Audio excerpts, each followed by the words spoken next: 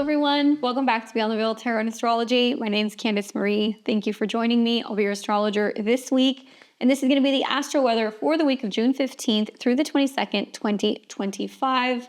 Big headlines, Mars is entering into the sign of Virgo. If you guys like my content, you want to see more of it, make sure you subscribe to the channel, click the bell button below so you're alerted as to when I have new videos. I'm here every Tuesday, Thursday, Friday, and Sunday trying to make sense of what's going on in the cosmos. Do me a favor and give me a thumbs up if you like this video, leave me a comment, and consider sharing on your socials. While you're there, follow me at BTV Astro on X. If you guys want to follow some of my astro kind of antics online, I would like to be able to have more of a following there. So thank you guys so much for that. And right at the top of the video, just a couple heads up. I do have my newest webinar, my Saturn in Aries bootcamp, that is available on my website. So we're 2 hours long, jam-packed with lots of helpful insights, tips, and everything you need to know about the Saturn and Aries transit. If you're going through a personal Saturn transit, you have planets in Aries, or if you're going to be experiencing your Saturn return, this can be really helpful for you guys. And I give you lots of tips as well as some PDFs to come up with a game plan for the 12 rising signs with predictions as well. So check that out on my website. It's on sale. And I'll be here live on Friday. That's going to be 6 o'clock p.m. Central Time, 4 p.m. Pacific, 7 p.m. Eastern, doing live astrology readings. So I'm going to be talking all about what's going on with your charts, answering your guys' questions, talk about transits, and it's always fun on Fridays. So come and join me there if you guys would like to get a reading. Make sure you're subscribed. I'll be posting the link in the community tab early so you guys can get in the queue for a reading. All right, well, guys, I gotta be honest with you. Just like looking at my notes, I'm like, oh my gosh, this is such like a Mars in Virgo video. This is probably gonna be extremely detail-oriented. There are so many things going on with this Mars transit. And if you guys have followed my other videos, my astro weather really tackles what's going on for the week ahead. We look at the transits involving the moon, and I help you guys kind of plan what you've got going on for the next week. However, I also put a highlight on one particular transit. So we've got some action going on. I'm actually filming this a couple days prior to Sunday. So to be honest with you guys, even I don't know what's going to happen. I can just tell you that Sunday and Monday looks absolutely chaotic. So I hope you guys are staying cool, calm, and collected. That energy carries on into today on Sunday the 15th, as Mars in Leo is still in a square to Uranus and Taurus, and that's going to extend into Monday. However, Mars will make its ingress into Virgo, totally different vibe.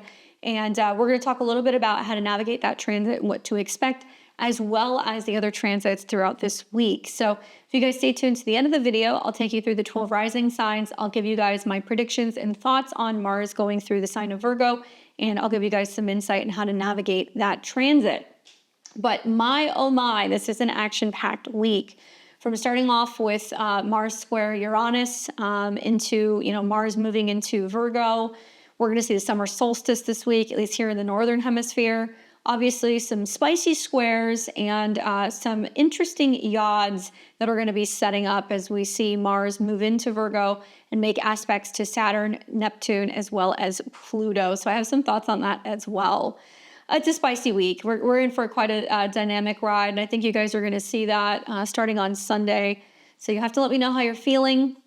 It's a mix of kind of fiery, feisty energy, as well as like this very meticulous focus as the week kind of goes on. I think Mars square Uranus is going to speak of surprises on Sunday and Monday, while we're going to see Jupiter coming into a square with Saturn and building into also a square with Neptune. So we're going to see some tension between expansion, especially emotionally, as well as discipline, personal discipline. I like the summer solstice. I feel like the sun making its way into the sign and coming into conjunction with Jupiter is really setting up for some really sweet aspects next week. This week, we just really need to focus on taking practical action, seeing clearly, and staying grounded for some of these sudden changes and these pivots that we're going to be making. All right, so I'll go through all of this as we kind of go through the week. What you guys need to know is that on June 17th is when we're going to see Mars entering into Virgo. So this is where action becomes more precise, more analytical, and service-oriented. And it's going to be in this sign until August 6, 2025. So we have about 6 weeks of this. And what I'm most kind of focused on is going to be the connection and the correlation between Mars and the South Node, because we will eventually see that conjunction next month. And also right off the bat, the fact that Mars is going to be in an uncomfortable kind of inconjunct with Saturn and Neptune in Aries, which is ruled by Mars. So that's also going to be kind of speaking to kind of getting out of our own way, making some changes in our health and our habits. And we're going to feel a little bit of frustration between like practical goals as well as idealistic or restrictive kind of energies. So we have to kind of adjust our expectations a little bit.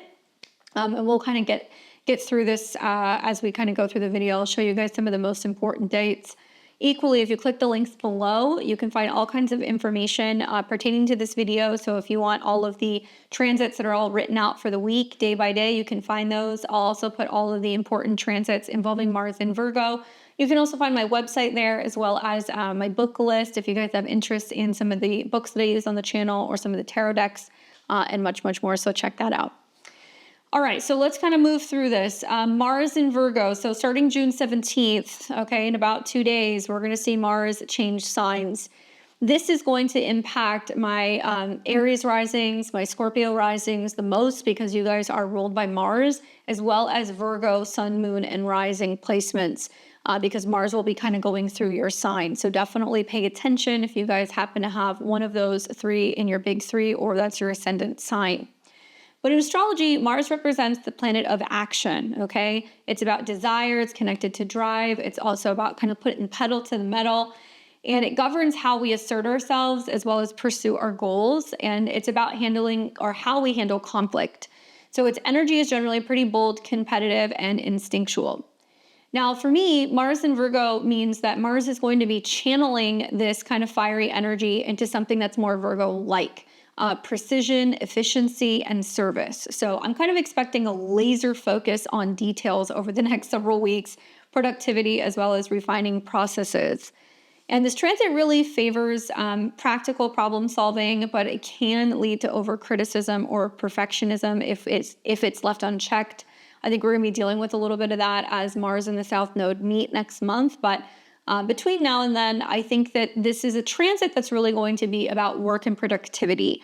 So you're going to have to see exactly which house Virgo is for you. That's going to be the area where you're going to see it kind of heating up over the next several weeks. It's going to be different for everybody. So this is kind of more general, but work and productivity. So think like streamlining tasks and improving our skills. Mars is going to give us the motivation, the energy, the power, the passion to really kind of dive into some of this stuff. Whether that means you're looking for a new job, you're wanting to kind of, get organized, you're wanting to focus on creating a new schedule, maybe you're going back to the gym. This can be a really great way to use Mars and Virgo energy, because Mars is also in the sign directly connected to health and routines.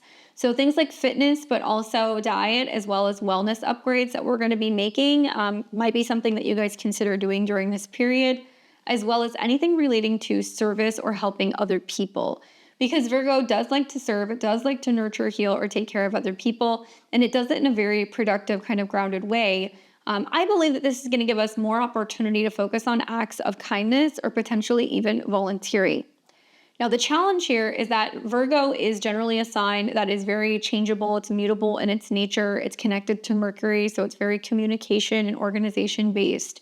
So Mars going through there means we could also have more challenges, there could be more pressure, there could be more conflict revolving around these topics.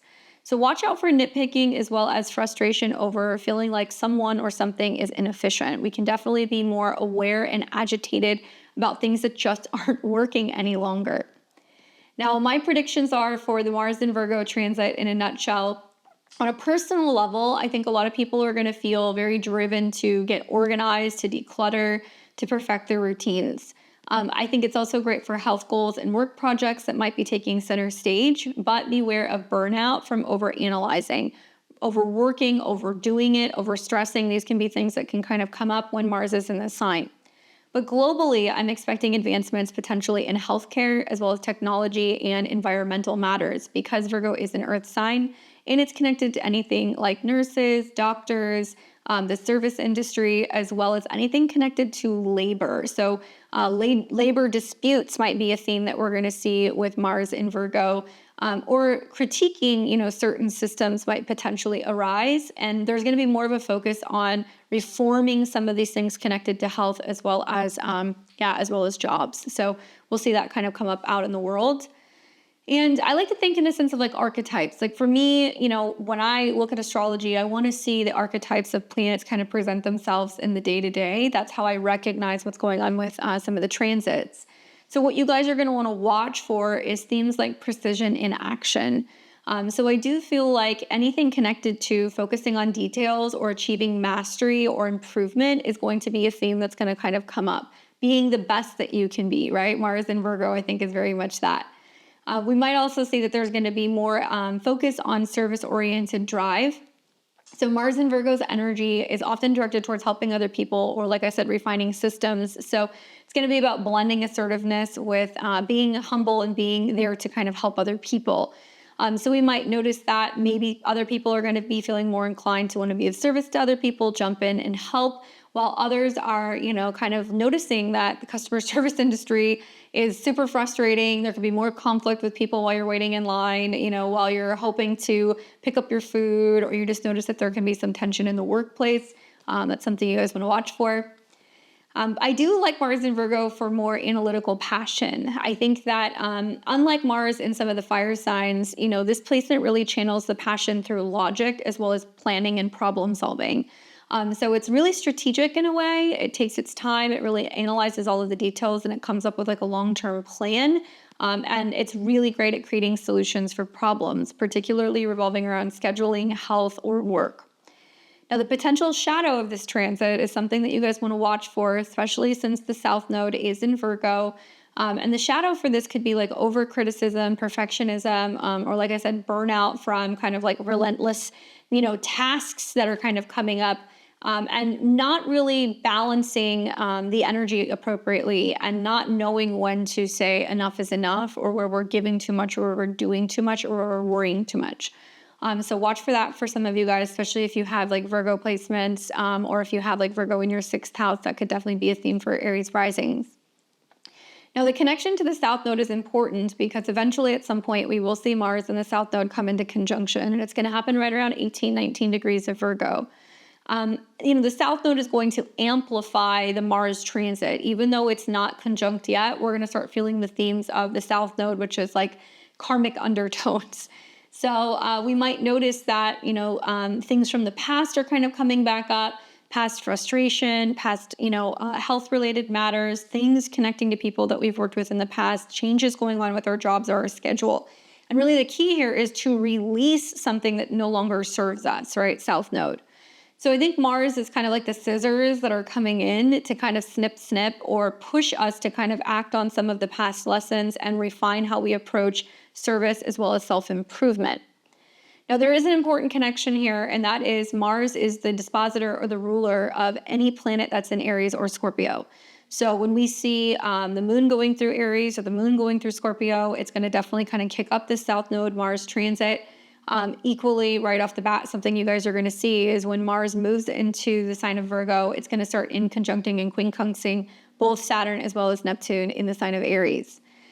So that's really important because it's going to create tension, right? And it can be tension that we don't kind of see. It comes out of left field because it's like an uncomfortable angle. And when we think about this, Saturn really demands discipline, but it's rather impulsive when it's in Aries. Like there is some clash between personal responsibility and like wanting to jump into things. And it's going to clash with Virgo's more kind of like strategic approach to things. And then we've got Neptune, which is more dreamy and idealistic. But in Aries, I think really it's going to feel at odds with Mars, need for like tangible results. So we might be like feeling frustrated or feeling like misaligned in our efforts, or feeling like it's challenging to really balance our vision with practical steps.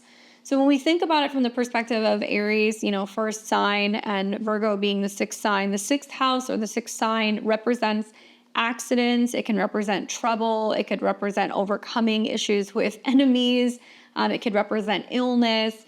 So a lot of people are needing to recognize and realize right off the bat that some of the inconjunct or the quincunx that we're seeing is going to show us where we need to get out of our own way, where we might be working in a way, living a lifestyle, we might be consuming something, we might be taking something, that is actually detrimental to our health. And it can be physical because Aries is a physical sign, but it can also be mental, right? Saturn, Neptune, and realizing and recognizing where inflammation, agitation, being in the wrong job, overworking, all of these things can actually lead to a sense of mental and physical health issues, right? That's the Inconjunct.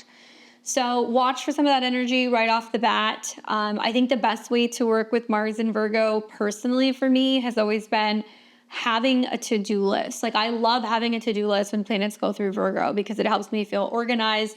Mars wants to get from point A to point B, and you don't have to do it all at one time. You can kind of, pace yourself and give yourself, several weeks to kind of clean something up, clear something out, remove something, detox something, and I think become or feel more so productive. And remember, because the South Node is about where we're being critical, we can't be critical of how we're going through that process. We have to lean more into the North Node in Pisces, which is ruled by Jupiter, which is in Cancer. So that means that part of the healing process is about dealing with the past. It's about healing the roots, our ancestry. It's also connected to cleaning our homes, organizing our homes. Maybe, in many ways, for some of us, paying attention to our emotions and where our emotions are directly tied to some of our habits as well as our health challenges. So there's a lot to kind of unpack here. To do, I would say break down your tasks into something that's manageable in a sense of steps. Come up with like a 6-week plan for where you want to take action in that particular area of your life. Definitely prioritize health, and if you can, serve other people and provide practical support. What you want to avoid is obsessing over the details, micromanaging, or being overly critical of yourself or others.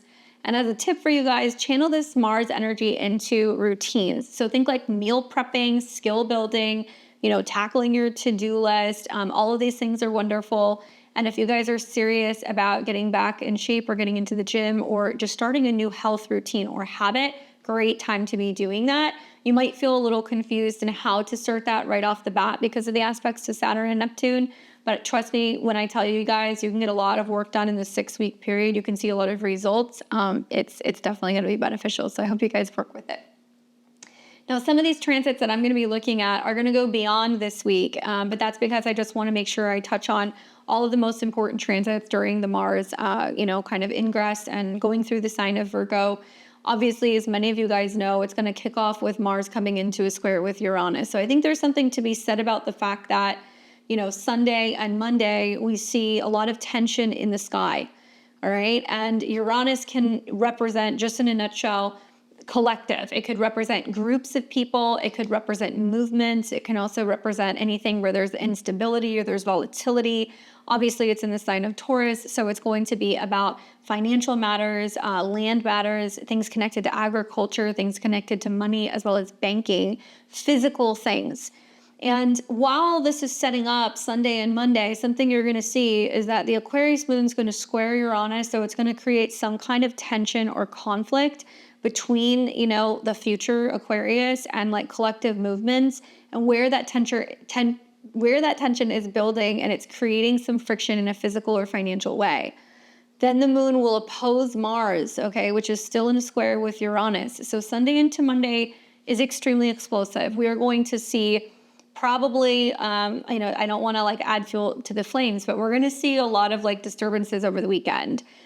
Out in the world socially, right? Aquarius represents where the crowds are, where people are.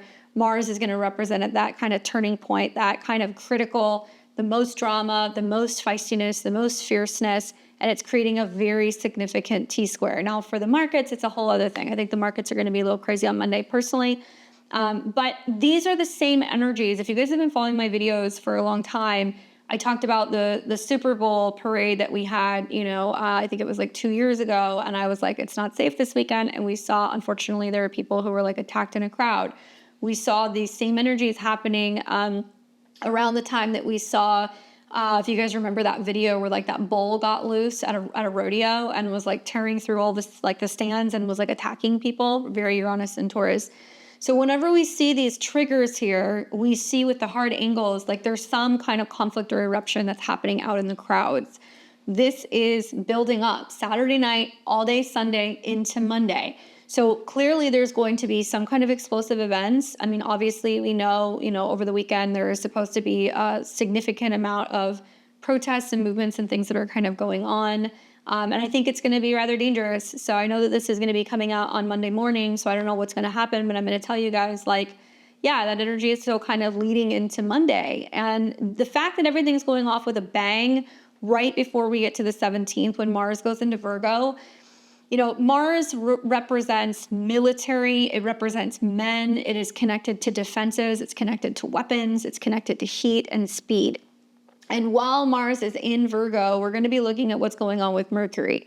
So that ingress off the bat is going to be about protecting and securing, people's frame of mind when it comes to home, right? Mercury in Cancer. So you might hear more about homeland security, home and travel, home security systems, people feeling safe in their neighborhoods. Like, that's going to be some of the themes. And Mars is going to go into Virgo, and it's going to start coming into a quincunx with Saturn as well as Neptune. Now that'll play out over a couple-day period. But while it's doing that, while Mars moves into the sign, what you're going to see is that there's going to be more action revolving around leaping into assisting and helping people, being of service. So you'll notice that people are going to be a little bit more, I think, service-oriented. Like I said, I think that we're going to find that people are going to want to be leaping into helping others, focusing on health and practical goals. My Scorpio, my Aries, my Virgo placements, you guys are going to be feeling this right off the bat. And you might feel called to take some kind of action in a new part of your chart. I think it's going to be the areas related to identity, service, and transformation in particular for you guys. Now, on the 19th, 2 days later, is when we start to see we start to see Mars making its first aspect, and that's going to be the inconjunct or the quincunx to Saturn, And it just so happens that on the 19th, the moon is also in Aries as well. Well, moon, Neptune, Mars are all connected, and Saturn are all connected to Mars. So the fact that these planets are all inconjunct or quincunx creates a little bit of like a problem. Like, Aries is the individual versus Virgo is going to represent like systems and assistance and health. And it's also directly connected to, like I said, accidents. So on the 19th, we see the inconjunct, which is a 150-degree angle between two signs, between Mars and Virgo and Saturn and Aries. And that's the first one that's going to set up, and it's going to be there with the moon. So we're definitely going to see this out in the world, where there will be some kind of tension between disciplined action, Saturn and Aries, and restrictive boundaries. And I think Mars is really going to be pushing for some kind of progress, but Saturn and Aries impulsiveness, or the limits that we're going to see, might actually frustrate some of our efforts. So this is a day where we have to adjust our expectations and avoid forcing outcomes, and we have to be patient, and we have to wait until some of the things kind of calm down or kind of cool out. It can be a time where we're noticing more military involvement, as Mars is connected to military, as is, Aries. Virgo is going to be more about service members and people who are going to be in uniform. We can see that there can be some conflict revolving around our relationship with people, in the workspace as well, and like where certain individuals aren't seeing things so clearly, or they're not able to kind of get out of their own way, or they could be just kind of like, frustrated or agitated. And a lot of it's due to their own lack of self-awareness. I think a lot of Saturn and Neptune and Aries is about that. And where we can actually make mistakes. So there can be things that can happen that we could have prevented had we just kind of seen a little bit more clearly. Then on the 20th of June, we're going to see Mars come into the inconjunct and the quincunx then, and that will be with Neptune. So, because these are all so close together, because they're kind of back to back, the 19th, the 20th, those 2 days, you're going to be feeling the effects of the Mars inconjunct Saturn and Neptune.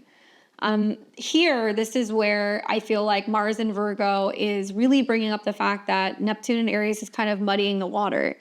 Virgo wants tangible results, and when Mars is there, it wants to feel like it can take action. So it's clashing with Neptune and Aries, which is more dreamy and idealistic, and I'm anticipating it's going to lead to a lot of confusion and misdirected efforts or unrealistic goals. So it's really important to stay grounded in the practical steps that we're kind of taking. This is why I said right off the bat, when Mars goes into Virgo, a lot of people are going to be like, I don't know where to start. I don't know how to get started. What am I supposed to do? Wait until some of these energies start to kind of clear up, and then we're going to be able to kind of proceed forward, especially after the 20th. You'll feel like it's okay. Now you'll have clarity about what you're supposed to be working on and like how to kind of get organized and how to take the necessary steps. But this is also about avoiding escapism, because I think that Saturn and Neptune quincunx Mars is a lot of like, like that Spider-Man meme where it's like they're both pointing at each other and they're both blaming each other. Mars correlating with this particular sign is saying the same thing. It's like, well, I want to take action, but I don't know how to take action. And I'm like blaming other people, when in reality, it's like my self-sabotage. And we just need to kind of get the show on the road. We need to start the process of just putting one foot in front of the other. We just have to get started. We don't have to figure out the end result yet. All right, so then we get into the 22nd of the month, and this is where things get kind of interesting. So this is where things get interesting. So on the 22nd, we're going to see Mars still within 2-degree range, make an inconjunct or a quincunx to Saturn and Neptune, so that's still hanging around. And then Mars is going to come into a quincunx and inconjunct with Pluto. So these are the two kind of badasses of astrology. Okay, whenever you see Mars and Pluto, duking it out, Pluto always wins. This inconjunct is going to highlight power struggles or transformative challenges that are going to be kind of coming up collectively. Now, it can be involving technology, it can be about crowds, it can be about the internet. And I think Mars's tendency to want to feel more detail-oriented, it's going to be at odds with Pluto's intense kind of like revolutionary energy. Now, Pluto is retrograde, so I would say this is about focusing on small, impactful changes that you can make rather than feeling like you have to fight, some of the bigger challenges. And there will be a YOD that's taking place between Mars, Saturn, Neptune, and Pluto. Mars is actually the focal point of the YOD, so we call this like a finger of fate. These are two sextiles, and then this is an inconjunct, and this is an inconjunct. So in many ways, like the energy starts like at like the 18th, 19th, and it's going to go until like the 22nd, 23rd. Now, specifically, when I look at the YOD configuration, I think about how, there's two, by the way. So one is Mars is the focal point. That's the first one. The other one is going to be right here, where you're going to see the Sun and Jupiter sextiling Mars, and it's making Pluto the focal point. This is some really rare astrology. Okay, so focusing more on the one where, let's look at where Pluto is the apex. Okay, so this one. So Pluto is the apex between Mars, Sun, and Jupiter. This is basically saying, this is going to be most active the 19th through the 22nd, 2025. You might feel it a day or so on each side. With Mars, that will inconjunct Saturn on the 19th, Neptune on the 20th, and then Pluto on the 22nd. So this means that Mars is, in a way, like it's been under pressure, right? It's been under pressure to make some kind of necessary change. So when we look at this one, it's saying we need to change something about health, habits, and services. And then on this one, Pluto is the one who is experiencing the pressure.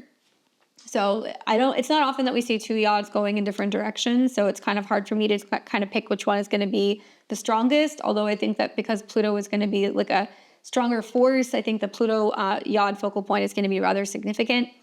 But Pluto being the focal point, I think really is kind of bringing up that there is going to be some driving transformation going on within the collective. This could be technological, this could be within society. And then we see the sextile between Mars in Virgo and the Sun and Jupiter in Cancer. And this is going to amplify like emotional things, home things, nurturing things. And we're also going to see with both of these inconjunct or quincunx Pluto that it's creating this tension between personal and emotional goals. And I think like the need for change. So there is going to be a struggle whenever you see like an inconjunct. And I think with this one in particular, what we're really focusing on realizing and recognizing is that there needs to be a change. So there's going to be some necessary change coming for the future, for society, for groups of people. For you, it's going to be an Aquarius in your chart. And then on the flip side, the Saturn sextile Pluto, Neptune sextile Pluto, making Mars the inconjunct or the quincunx. This is a little bit different.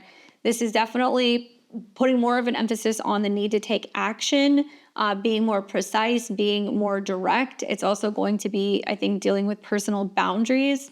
And the challenge here, I think, is really finding ways to channel some of this energy into like meaningful, grounded outcomes. So yeah, Mars is very important in this next week. Pluto is very important in this next week because both of them are going to be the focal points one way or another. So be watching those. And yeah, the fact that they inconjunct and quincunx each other both ways is like kind of wild. All right, so we're going to feel like, I think with both of these, on one hand, you know, there's like this pull between big picture ideas and like the nitty gritty tasks, you know, and like maybe feeling like, okay, well, there's such change going on in the world. There's such chaos going on in the world. How do I stay grounded? And Mars in Virgo can be about these small tasks that we have that lead to purposeful action that's going to really help us align with broader goals. So I am expecting there's going to be some kind of tension in systems or institutions with efforts to like reform things. And that's going to be the Pluto aspect. And I think it's primarily going to be health or labor sectors that are going to be under major scrutiny. I think to work with this, stay flexible, avoid getting bogged down by external chaos or unrealistic expectations. And then for the other yod that's going to be coming up, it's going to be about feeling torn between personal routines or emotional security, okay? Right here. And this is really going to be highlighting like the need to have some major collective change. So we're going to be embracing practical actions that serve the greater good while also staying true to our emotional core, helping other people, being of service. And this is also about technological or social reforms that are going to gain traction, but there will be resistance, I think, to moving forward. Obviously, like Virgo, you know, Virgo Mars in conjunct Pluto, where I'm expecting debates over practical solutions versus idealistic visions. And that's also coming up because of the aspects to Saturn and Neptune in Aries. And to channel this yod, it's about really being collaborative, working with other people. It's also about listening to our intuition and our emotions and staying open to new perspectives from other people. So yeah, both of those are going to be pretty wild at the same time. All right, so moving on past the odds, I got a little in the weeds there. We've got Mars that is going to, on the 24th, come into a sextile with the new moon in Cancer. So I did put that video out if you guys haven't seen it. I think it's a great aspect because not only is it sextiling the new moon, but it's also simultaneously sextiling Jupiter. So this could be where we're leaning into new forms of emotional growth. It could be new home or family things, and it's incentivizing us to get organized, come up with a plan, you know, get assistance, get structured, get help. And that's going to be baked into the new moon. That's going to really play out for the next 6 months. So it'll amplify themes around home and family and emotional security. And Mars in Virgo is going to add this more kind of like practical edge. And it's really encouraging us to take accountable steps towards nurturing our goals, planting seeds that are going to make us feel more organized, better, you know, healthier, more of service, and also in alignment with our emotional needs. Now, the tricky one is going to be when Mars comes into conjunction with the South Node. And that's not going to happen until July. So we're going to scan ahead to July 20th. So we have a little bit of a break from Mars aspects. And this is really interesting because it's going to be happening at 19 degrees, okay? So, you know, we see the Mars South Node conjunction happen, you know, every, I want to say like probably 18 months or so, depending on the cycle. But this is the first time that we're seeing the South Node in Virgo for almost 18 and a half, 19 years. So I'd have to go back and look at the last time the South Node went through Virgo. I don't know if Mars was there. But what I can tell you is the Mars conjunct the North Node is definitely going to pack a punch. This is happening at a 19, okay? So 19s are Libra degrees. They deal with relationships. It's about law, legality, balance. It's also connected to marriages, partnerships. And remember what I said that we're going to be looking at while Mars goes through Virgo, we're going to be looking at Mercury transits. So something to think about is when Mars meets with the South Node, we're going to see Mercury that is turning retrograde in Leo. So it's going to be bringing up a lot of miscommunications, drama, misunderstandings, revolving around relationships, romantic relationships, not necessarily committed ones, but dating, boyfriends, girlfriends, miscommunications revolving around youth, creative projects, children. And Virgo is a sign that is associated with health and habits. Okay, Mars can be things that are sharp or things that are kind of connected to needles or things that are connected to inflammation or illness. Mars is associated with illness, guys. So with Mars conjunct the South Node, and it's reverberating off of Mercury, which is retrograde, and it's at a critical degree in one of the fixed signs, best believe we're going to hear some stuff starting at the end of July, probably going into August. That's going to be news revolving around health of children. okay? That's what it's going to be about. And where we're finding things out or realizing things or things connected to, childhood schedules, if you guys get what I'm saying. Maybe there's going to be some major changes going on with the stock market. Maybe there's going to be some changes going on in people's jobs. The list goes on and on. But definitely relationships are going to have a bit of like a challenge, I think, with this being at 19 degrees. So when Mars conjuncts the South Node, this is very karmic. Okay, this is about a karmic reckoning, and it's about past habits of perfectionism, overworking, being overcritical. It's going to surface, and it's wanting us to release some of this anger, frustration, or kind of like past patterns. So it's going to push us to act on these lessons, and it's going to be about refining our approach to service and responsibility. The key here, I think, is to avoid slipping into old unproductive patterns. Of not being creative, not having fun, not making time for our hobbies, not making time for self-expression. These are things that we're going to want to kind of like think about. We want to make sure that we're super present with. All right, so then we're going to see on the 22nd, this is kind of like a minor one, and it's really not that challenging, but Venus and Mars will square at 20 degrees. Okay, so Venus will be like kind of square the North and South Node, and then Venus and Mars will square. Changing circumstances in relationships, a little bit of friction in relationships, not the end of the world, and there could be a little bit of like tension, but change is the name of the game because it's going to be at 20. And I'm most curious about the 26th of July because on the 26th, we're going to see Mars hit 23 degrees, which in its own right is a degree where like the wheels fall off. We kind of feel like something is, destabilized, or there is some kind of like shock, or something is speeding up or is breaking down. It's an Aquarius degree. Still Mercury retrograde, so it's still impacting a lot of what's going on here. But this is the same degree as the most recent lunar eclipse that we saw in Virgo.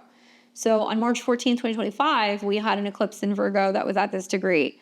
When the South Node hits that, when planets hit that, when planets retrograde over that, it's going to reactivate that eclipse. So you're going to have to think back to what was going on in mid-March for you. This is going to bring up some of the themes pertaining to that eclipse. And for some of you guys, it's going to feel like a part 2 for whatever was kind of changing in the Virgo area of your chart. So I think that's really important because it's going to amplify the themes of health, service, organization. It can be a powerful moment for breakthroughs when it comes to work and wellness, but also I think for a lot of people, because it's the South Node and because Mars is a malefic, it's going to bring up unresolved issues that are going to surface.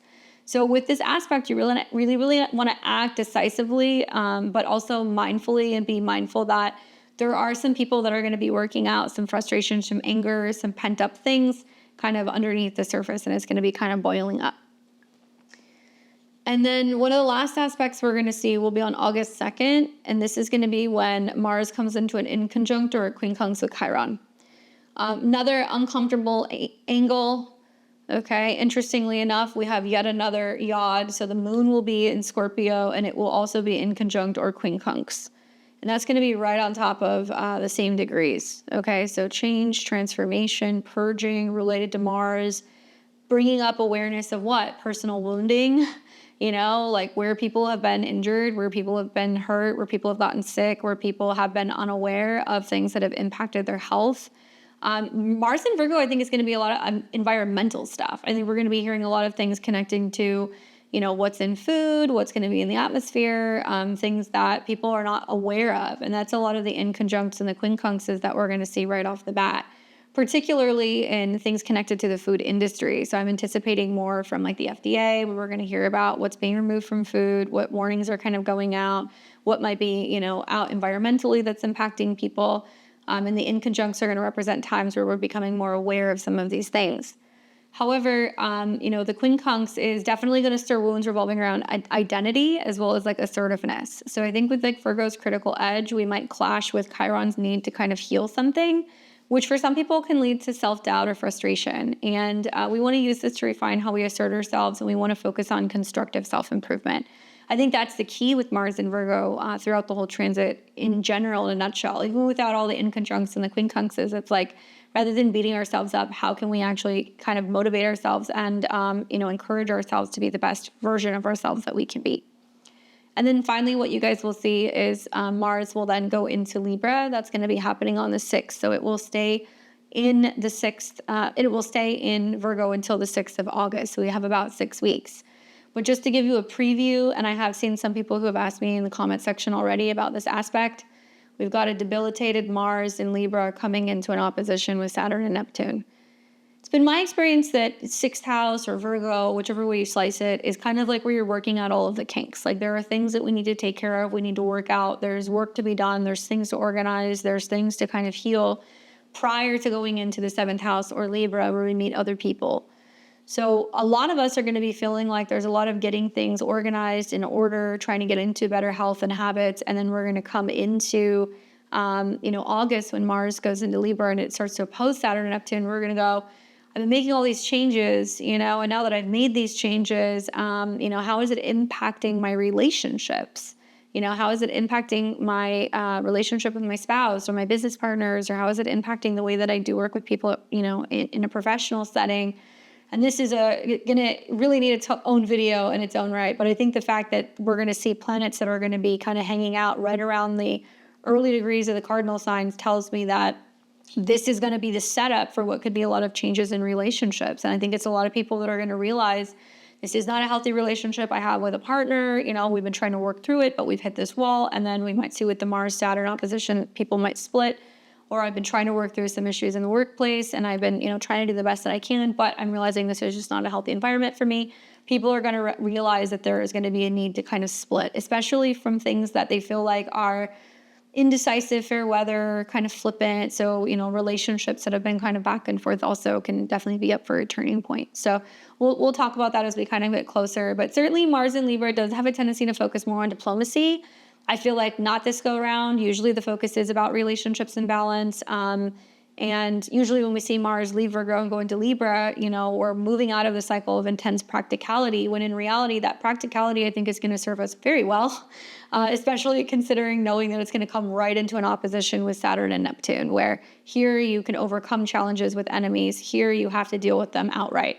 So some of you guys will start to see the writing on the wall where there are some problems or some issues coming up early that you can actually tackle before you get into August of this year. All right, so that is the Mars in Virgo in a nutshell. So like I said, it was going to be like very getting into the nitty gritty. I'll be unpacking some of this stuff as we kind of go through. Obviously I'll talk about this stuff in my monthly horoscopes. I'll be putting out horoscopes for you guys probably in this next week for July, which is crazy. And I'll be talking about this in my monthly videos as we kind of go through. So make sure you're subscribed so we can kind of tackle some of these things when they come about. But I'm going to take us back to the real-time clock. We're going to look at what's going on with this week for the week of June 15th through the 22nd. So if you guys are watching on the 15th, happy Sunday to my Sunday crew. Hope you guys are well. Thanks for taking me with you today with whatever you got going on with your Sunday plans. Truth be told, like I said, today and tomorrow is a little intense, all right? And a lot of that I attribute to the Mars in Leo square Uranus and Taurus, that pressure of, intensity, action, passion, things that are bold and dynamic, and that friction from the square to Uranus, which is kind of a wild card and anything can go. Like whenever you're dealing with Aquarius energy, Aquarius moon, Uranus and Taurus, and then the squares, it makes me feel like there's something that's going to like erupt, like there's something that's going to blow up, okay? And I use that term because I feel like it's about something that is speeding up and then it kind of gets to a point where it's like you can't stop it. It's just kind of like taking off. That's very much like Uranian energy. The positive, because I do want to focus on the positive this Sunday, is that the moon in Aquarius is going to start coming into a trine with the sun in Gemini. Okay, that's about really the only thing that's kind of working in our favor here. And when the sun and the moon are in a trine, we can kind of flow a little bit better. So moon in Aquarius is about what's going on with communities. It's about people being out and about and connecting with friends or networking or people, coming together in groups. And the fact that it's going to trine the sun means that it's going to increase things like mobility, action in certain neighborhoods, communication. It's going to stimulate travel and like learning and anything revolving around getting the word out and kind of socializing with people. So not everybody is going to have a crazy, chaotic Sunday, Monday. Some of you guys are just like, yeah, Sunday's busy. I've got a lot going on. I'm meeting with friends. I'm doing this. I'm traveling. And that may very well be your experience. I hope that it is. However, I think with the moon continuing to go through Aquarius all day Sunday into what will be Monday and activating the square, it is pretty intense, especially if you have any planets around, I would say 27 to 29 degrees of the fixed signs. So Taurus, Leo, Scorpio, and Aquarius. And it's even going to bridge into the early degrees of the cardinal signs because it's so close per degree. So you guys might be feeling it as well. So the Mars is going to square Uranus in Taurus. We're going to see also Jupiter today is in a square with Saturn. Very, very, very unusual astrology, guys, to be seeing such potent squares happening at the same time. And this is happening first thing in the morning, by the way. The Jupiter-Saturn square is first thing in the morning. So Jupiter represents that expansion, especially emotionally. Saturn is going to represent personal responsibility and also our vision, Neptune. Not fun squares that we're going to be experiencing on the same day. Like, pump the brakes, take it easy today. I feel like there is generally a sense of feeling a little less than optimistic when Jupiter squares Saturn, and we get frustrated and agitated, and sometimes we want to push things or we want to force things when Mars squares Uranus. So both of these things happening this morning, expect sudden sparks. Definitely, for some people, it's going to be breakthroughs as Mars and Leo comes into square with Uranus and Taurus. It's going to stir up a lot of rebellion, a lot of tension. For some people, it'll feel like it's innovative. But Jupiter square to Saturn is really going to test our emotional expansion against discipline, and it's going to create tension between personal freedom as well as responsibility. Not fun. We saw two other squares that have happened in 2024. One was in the summer, one was at the end of the year. Generally, this is a little bit of like a more kind of negative aspect because Saturn is really supposed to be governing just exactly where this exalted Jupiter can go. Now, I do think that Jupiter can manage it better because it's in a good sign, but Saturn is a bit debilitated in Aries. It doesn't exactly know how to lead. So this is going to represent like confusion revolving around leadership, not exactly knowing how to handle things, overreacting or acting out about stuff. So Saturn wants boundaries and limitations, and it wants to slow things down from Jupiter growing too quickly or too fast. So I do think that we are going to see in certain communities or in certain cities, maybe even certain neighborhoods, there's going to be some kind of clashing going on, revolving around people who are like, hey, I just want to be home. I want to feel safe. I want to feel secure. And then other people who are going to be angry, Aries, hostile, like unwilling to respect other people's need for safety and security, Jupiter and Cancer. And obviously a lot of this is connected to clash over, stuff that's going on, at least here in the United States, over like immigration law and things that are going on. Saturn is about boundaries and borders, right? Jupiter is connected to law. So we're seeing two polarizing energies that are kind of conflicting with one another. And that's why I think some of the events have been kind of building up over this last week. Now, I do think that the vibe is very unpredictable, okay? And it does have like this push for independence, but we need to also focus on balance. So to navigate Sunday, I think it's about staying open to surprises. Please avoid impulsive reactions. Not a day also to go out and be around large crowds. This is also about grounding yourself with the Aquarius' moon ability to be objective.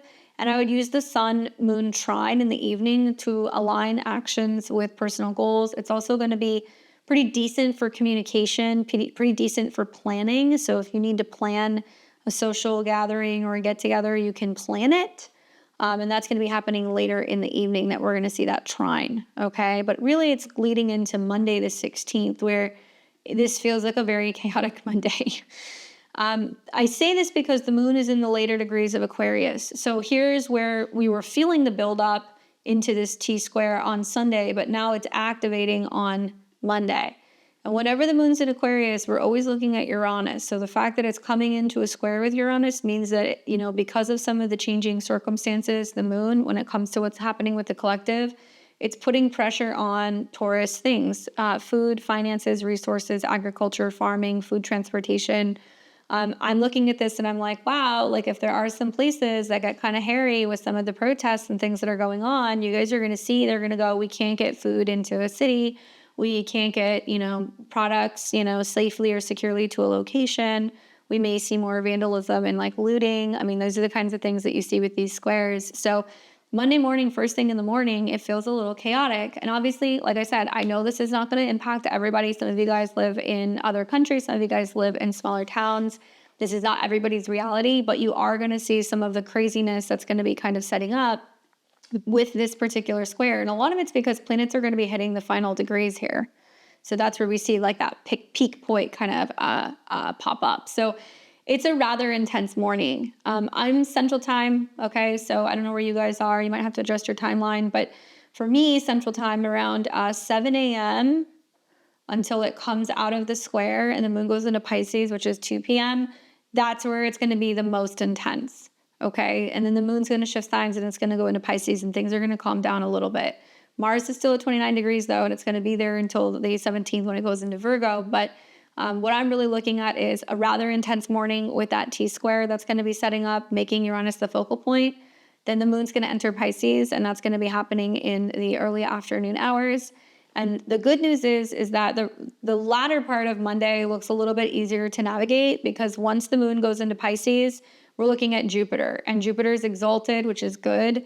And the moon is going to be trining Jupiter. We've got mutual reception between the moon and Jupiter, right? It's in a Jupiter sign, right? It's in a lunar sign. And they trine each other. So it does mean that it can be more emotional, sensitive, reflective.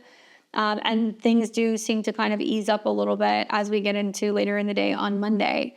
The morning is quite volatile. Take your time, don't rush, especially if you're coming and going to places. Don't try to force things or push things. Watch for unpredictable circumstances and changes. And then as we get into the evening, it feels a little bit more sensitive. It's more calm. It's reflective, hopeful, maybe even, and a little dreamy as the moon is coming into a trine with Jupiter. And the moon's going to continue to keep going through Pisces pretty much all night. You're not going to see too many other aspects that are going to be taking shape quite yet.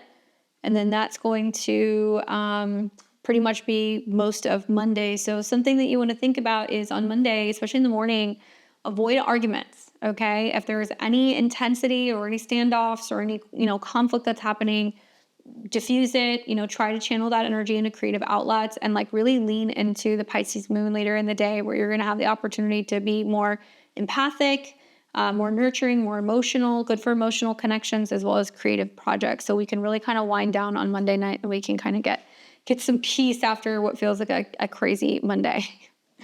All right, this is going to take us into Tuesday the 17th. The moon is still in Pisces, so we're still looking at what's going on with Jupiter. Nothing's really happening other than the fact that Jupiter has been in the square to Saturn, so you will still feel that Monday and Tuesday that there is this expansion and contraction that's happening at the same time. However, now it's starting to work its way out of the square with Saturn. Now it's coming into the square with Neptune. Tuesday, what we're going to see on the 17th is that the moon is going to make some nice aspects. It's going to sextile Venus and Taurus. Okay. And then we're also going to see the moon trine Mercury in Cancer.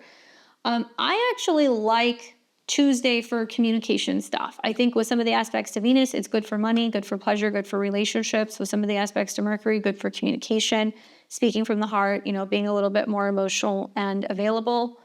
And those are great communication aspects. Whenever we see trines to Mercury, even though it's in a moody sign, it is going to help us really kind of tap into our emotions and our intuition and help us better communicate and connect with people. So use that positive Mercury aspect while you can.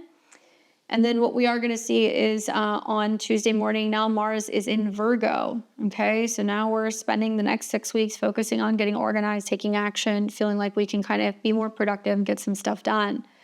I think Mars in Virgo is really going to kind of kick off a cycle where we're feeling much more focused on details. We're much more practical.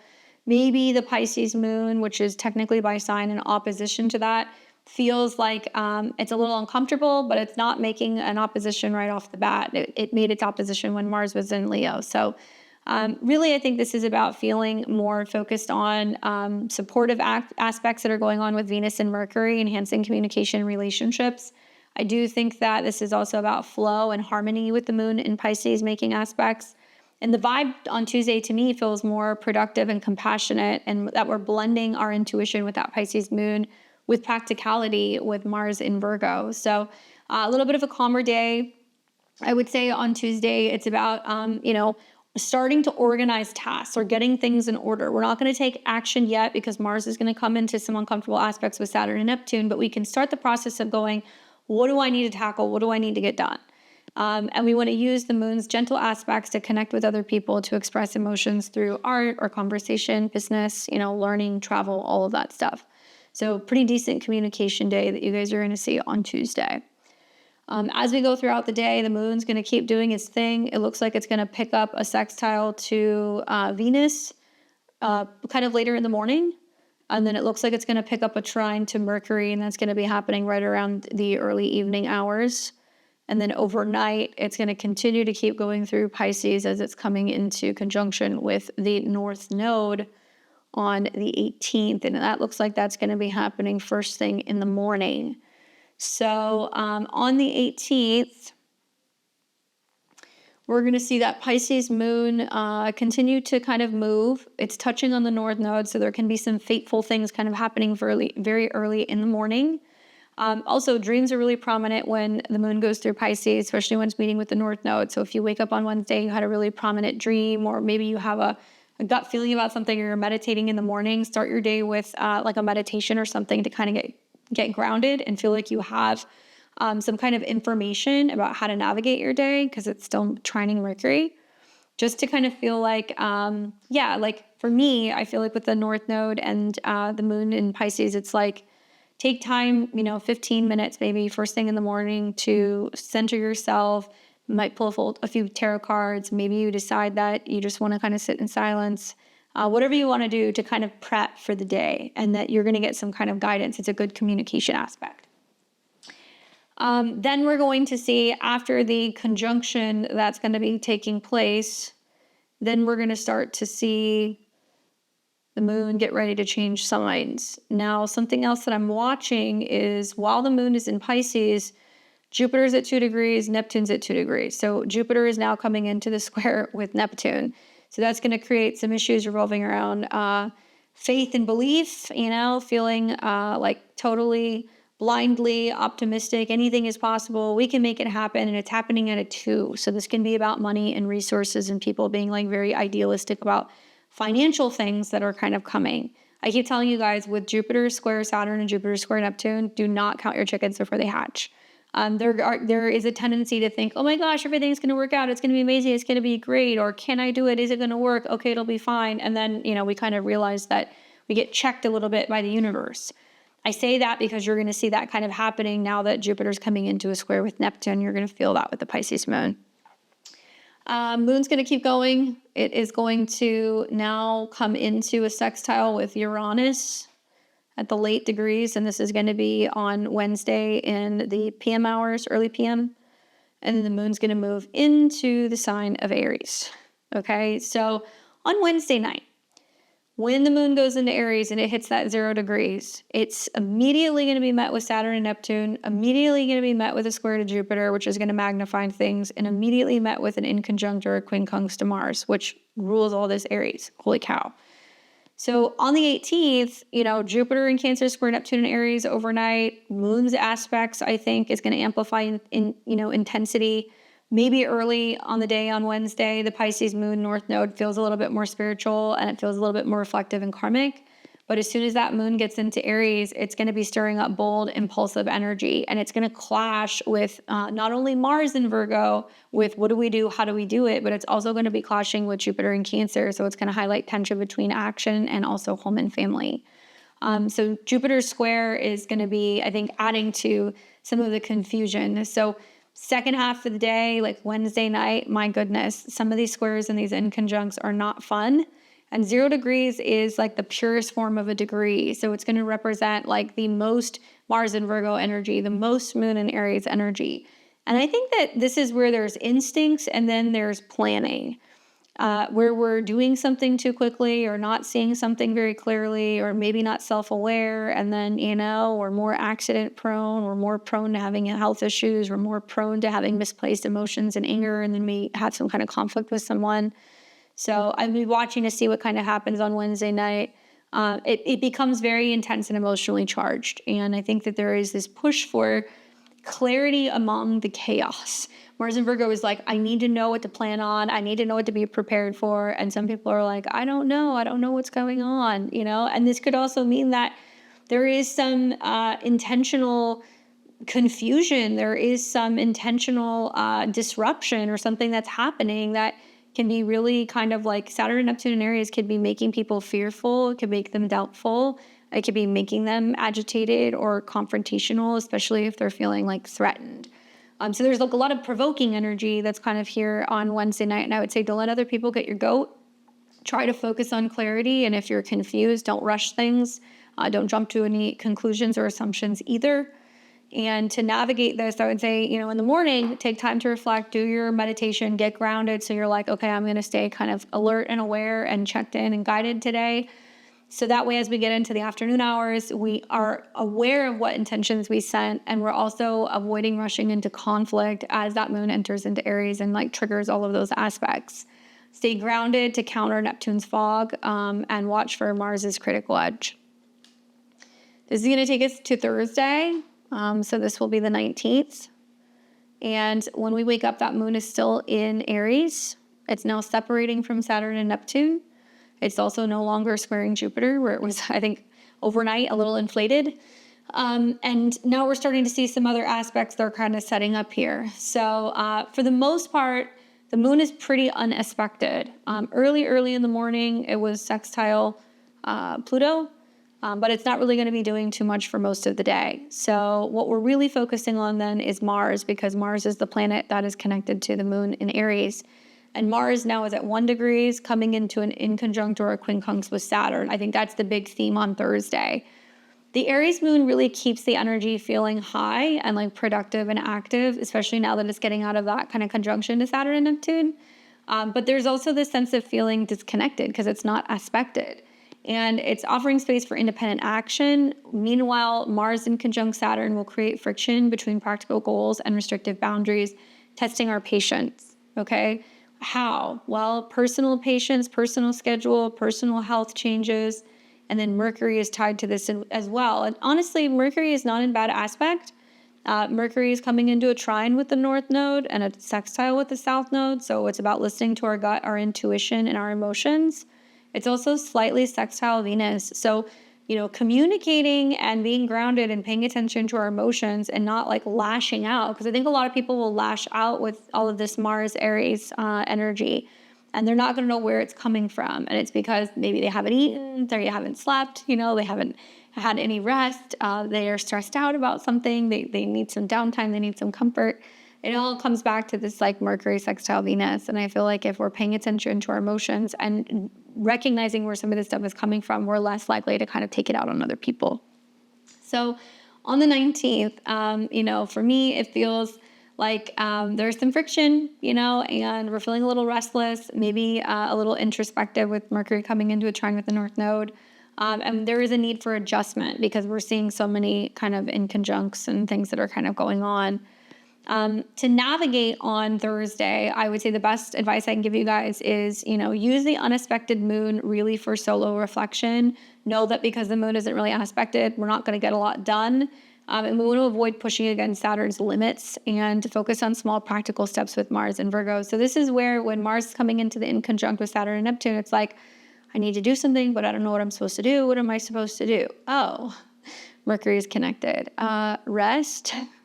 You know, listen to your emotions, you know, talk to your family, recuperate at home, organize your home, clean. I mean, Mars and Virgo loves cleaning, it loves organizing. So if you're feeling like, you know, you don't know what you should be working on or why you have this burst of energy or you're so frustrated you want to get something done, have an outlet for it. Work out, organize, clean, do those types of things. It'll really help you this week. All right, so this is going to take us now to the 20th, which will be Friday. So let me show you guys. Let's go through Thursday first. So the moon's going to do its thing. Very unexpected all day. Like you're not going to see anything, which means like you can fly solo. You can do what you want to do. All right. So we go into the 20th. This is going to be Friday. And we wake up with the moon still in Aries. And now it's coming into conjunction with Chiron, okay? So you will see moon conjunct Chiron today. You will also see early in the morning, the Aries moon will square Mercury.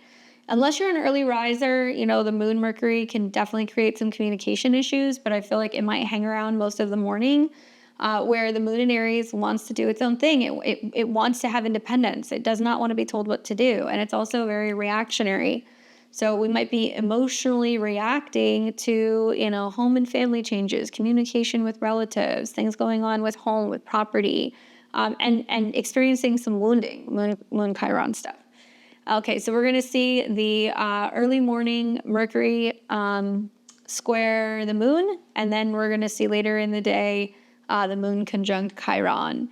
The positive, though, is that the Aries moon is going to sextile the sun in Gemini, in the last degrees, but still this is the last positive aspect that we're going to see as we're getting ready to come into what will be a new moon in Cancer later in June. And then the moon's actually going to switch signs. It's going to go into Taurus. So here it is, conjunct Chiron around the mid-afternoon. Then it's going to go into Taurus in the late evening. And when it goes into Taurus, it likes being there. It's grounded energy.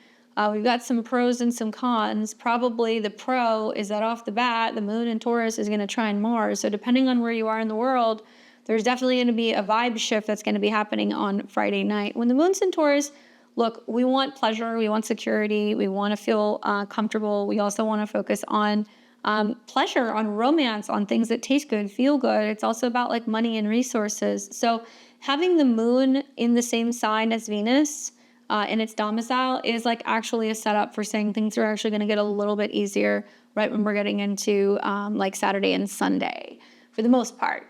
And overnight, what we will find is that the moon is going to square Pluto and also trine Mars. So unless you're up on the later part of Friday night, moon trine Mars can be kind of passionate, kind of sexy.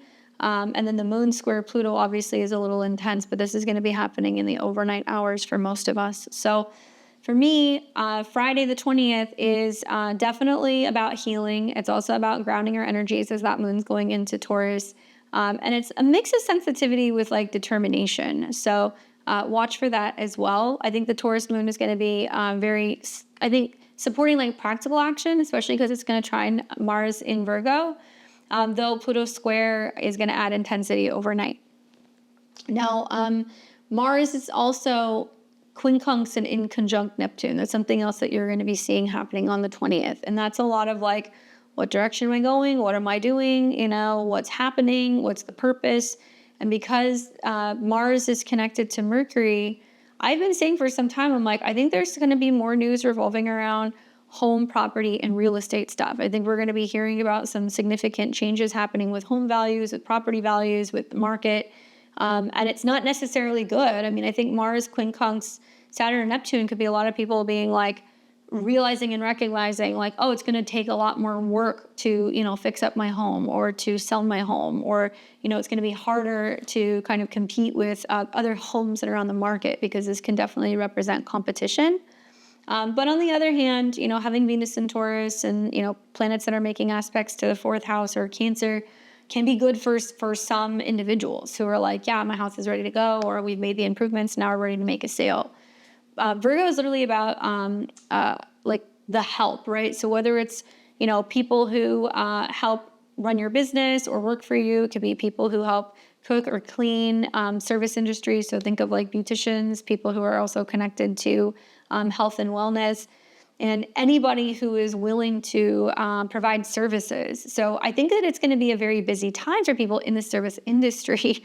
So if you're involved in landscaping, if you're involved in cooking, cleaning, caretaking, like all these people I think are actually going to be quite busy for the next 6 months because it's baked into that new moon in Cancer. But other people are going to be looking at things going like, wow, this is going to be a lot more work or a lot more challenging, or it's going to take a lot more heavy lifting than I anticipated. So keep that in mind, that it's more about the journey. It's not about how you're getting to the end goal. Pace yourself this week as you're setting some of these new intentions for your Mars kind of transits.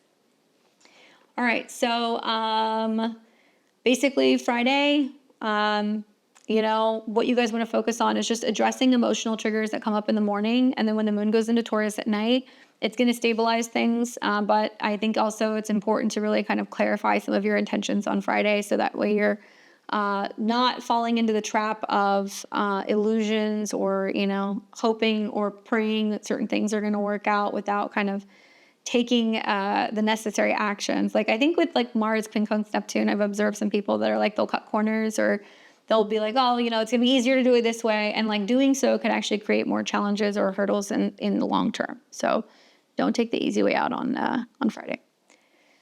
All right, so Saturday, the 21st, we wake up and that moon is still in Taurus. It's no longer squaring Pluto. It's no longer trining Mars. And something that I really like about Saturday is that the moon is still in a sextile to Jupiter as well as the sun, which will be in Cancer. Okay, so that's going to be new. And we're going to see the moon that's going to be bridging towards a conjunction to Venus. So actually Saturday is not a bad day. We got a lot of stuff kind of going on here. So first thing in the morning on Saturday, we're going to see that moon in Taurus, I think, continue its sextile to Jupiter, and it's heading towards a conjunction with Venus, which is going to be happening more overnight. We will also see it sextile the sun in Cancer and Jupiter in Cancer. Obviously, now the sun's in Cancer on the 21st, so this is going to be the summer solstice. The key here, I think, for Saturday is that with Mercury trying the North Node, which is really important because it's the South Node ruler and it's in the sign of the moon, and the moon's in its exaltation. This is great for communication. This is great for, especially at a 22, business communication, strategizing business stuff, long-term goals, long-term plans. About what? About home, about your intuition, about your family, anything property related, anything family related, or long-term home plans. The 21st is an amazing day for this. So I think that factored in with aspects to the South Node, which is about kind of like letting go of the need for everything to be perfect and kind of going, okay, we need to make decisions that are best for us emotionally right now. We may not feel like everything is totally organized, but like we'll figure it out. And like using your intuition to kind of navigate what's going to be best for home and family will come up on Saturday. Obviously, when we have the summer solstice, there is this shift towards emotional nurturing at home. So I think that factored in with like the moon in Taurus and like the incoming conjunction to Venus. It's going to foster comfort. It's going to be about security and connection. And those aspects that we're seeing with Mercury and the nodes is about communication with purpose. So I think this is a day for setting emotional intentions. Pay attention to the conversations that you're having. There can be important conversations that are helping you get from point A to point B. I love Saturday. I feel like this is like the treat that we get at the end of the week, that after having like a really kind of chaotic earlier week, like finally we can kind of calm down. Some of you guys are going to feel like you just want to indulge. You just want to focus on nurturing or being comfortable and, indulging a little bit, especially as the moon is going to come into conjunction with Venus.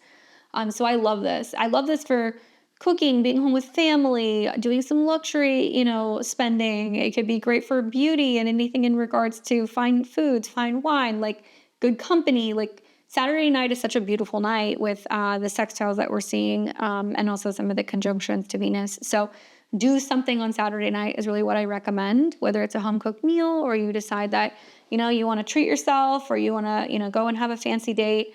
There's some really nice aspects on Saturday night. So Saturday night would be the date night. This would be the socializing night, in my opinion. To navigate Saturday, celebrate the solstice. You can do a ritual that's about having a fresh new start. You can be lighting candles. You can be doing things to kind of cleanse and purify your home or your space. Certainly with the solstice energy, having the moon in Taurus, having Venus in Taurus, having Jupiter in Cancer, this is all about bringing back security. It's also about feeling grounded and feeling rooted somewhere and feeling like we can have more abundance, we can have more romance, we can have more pleasure. So I really like a very rich solstice like celebration. I like the idea of flowers and food and things that feel very homey and very secure, very abundant is really like the term that I would use. Having, Jupiter in Cancer, Venus in Taurus, great placements for that particular day. So celebrate with some rituals or some family time and set intentions for emotional growth. And it's also about communicating with empathy because we're going to see the moon that's kind of starting to come into some sextiles with Mercury, but that's going to lead until Sunday. And this will take us to Sunday the 22nd, and the moon is still in Taurus when we wake up first thing in the morning on Sunday. Still conjunct Venus too, so this could be a very kind of indulgent breakfast in bed, brunching type of vibes. And it is sextiling Mercury, so a really good communication day. essentially, you guys have to get through the week. And when you get to Saturday and Sunday, you're going to be like, oh, thank God. Things are finally starting to kind of calm down. And now you feel like you can kind of relax a little bit. That moon sextile Mercury really opens the door to communication. It's also sextiling the north node of fate and the south node. So there is going to be lots of like past and future things kind of being dealt with now. We're also going to see the moon will come into conjunction with Uranus at 29 degrees. That'll be later in the evening on Sunday. And then it's going to enter into Gemini. And when it does, it's going to come into a trine with Pluto and Aquarius overnight. So if we kind of look at these transits, first thing in the morning, still conjunct Venus, going to sextile the north node, trine the south node. So this is important for making major changes physically, financially, or with your values on Sunday morning. And then you're going to start to see it come into a sextile with Mercury around the early afternoon, which is good for communication, organization, and planning. And then we're going to see the moon come into conjunction with Uranus at 29 degrees, and that's going to be in later evening hours. And right at the end of the evening, we're going to see the moon go into Gemini, and overnight it's going to trine Pluto. So it's setting up for some very powerful communication changes. Also, once we get into, Monday of next week, we're in a dark moon. So we're preparing for what will be the new moon in Cancer. And next week, you guys are going to have the sun conjunct Jupiter. So it's going to be a much more, I think, positive week next week. Just a lot of getting out of our own way. I'm very curious to see how some of this Mars, Saturn, Neptune stuff plays out, because I don't have a good feeling about it. Personally, I think that it's, being that it's a part of a YOD, maybe it's going to be different. I don't know. But this is where people start to realize like the wool has been pulled over their eyes, and they're going to be like, oh my God, I thought this was going on all along, and now it's that, or I believed in this and now I'm realizing it's different, or I thought this was healthy and now I can't consume this. Like there's going to be some of that stuff that's going to be happening. And a lot of like passive aggressiveness with Mars, I think, conjuncts Neptune, and people not realizing that they have like misplaced anger, rage, frustration, like that kind of stuff. So this is a week that I would really throw myself into how you can be the best version of yourself. I would be really focusing on your routines. I would be really focusing on trying to have an outlet. And it doesn't matter if you're working out, cooking, cleaning, or offering your service, volunteering in some way. Rather than sitting around and being agitated and feeling like you're kind of twiddling your thumbs, find something productive to do. That way you can cut through some of the noise that's going to be happening this week. I think that on Sunday, for me, the YOD that's kind of setting up with Pluto is going to be the focal point. And we've also got the other one that's going to be setting up, obviously, that's been setting up with Mars. So this could be a little bit of like a fateful day on Sunday, the 22nd. You guys are going to want to watch when the moon shifts into Gemini. It's going to be a little bit more communicative. And I think with the sun coming into Cancer, let's look at that. The sun's also got to square Saturn. So even though it's good with the moons and stuff, the sun square Saturn still feels like a day where we get checked, where there is a delay. And what is this? Personal limits. The sun in Cancer is ruled by the moon. The moon's conjunct Uranus. Some financial challenges, fallouts, changes, and the moon's at the 29 degrees. So this is where I said, and it's been like this the last couple of weeks. It's like things get kind of weird with some of like the financial stuff on Sundays. And then it's like, well, what's going to happen on Monday? I think that moon conjunct Uranus is going to be about emotional kind of breakthroughs, but it could also be our intuition about maybe it's not the best time to buy a house. Maybe it's not the best time to be moving, or, listening to your gut or your intuition before you make any big physical or financial changes. That's my interpretation, at least. I think that the two YODs that are setting up are going to create this fated push for adjustment between personal goals and collective transformation. So watch for the YODs to be setting up around Saturday, Sunday. And Sunday is going to be really dynamic and pivotal. It's really about blending stability and surprises with karmic shifts. I think to work through Sunday, a tip I would have for you guys is just embrace Taurus's grounding early on. With the moon going through that sign, but stay flexible for the curveballs when it conjuncts Uranus. Use the aspects that we're going to see between the sun and Jupiter sextiling Mars, maybe to help you focus on productivity and like nurturing your actions or nurturing your goals. And watch for some of those YODs. I don't know what's going to happen with those. I don't know. I really feel like Pluto is going to be stronger, but I look at this and I'm like, something really big is about to happen. I think the big thing is going to be some shocks and surprises about what's going to be happening with military. what's going to be happening with job numbers, some major changes that's also going to be taking place in regards to food and health. And a lot of people starting to realize, truths that are coming out that's about the healthcare system. So we'll be watching for that.